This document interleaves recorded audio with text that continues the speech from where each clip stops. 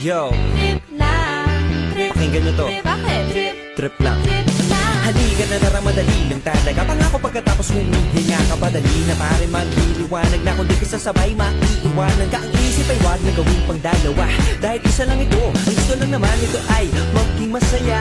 Para di ka mabato ay iwasan mo pag pananatili sa isang lugar. Ibig ko sabihin ay huwag ka papasakop sa takot, wag ka papasakop. Kapag nangate, di ka dito isipin mo. Tinipan sa lahat ng karanasan mo dito sa mundo. Bilang tao, gano'n pa rin hindi nagbago. Pinakamasaya yung di pinlano. Kasi pag di mo na alam, di mo na nakakapag, pero exciting naman. Exciting! Yeah! Sumabay lang sipat na ng bahala. Oras na subukan at di pa nagagawa. Minsan lang kaya magpapakabigaya. Mag-enjoy, magsayaw, walang mawawala. Trip, trip, trip, trip lang.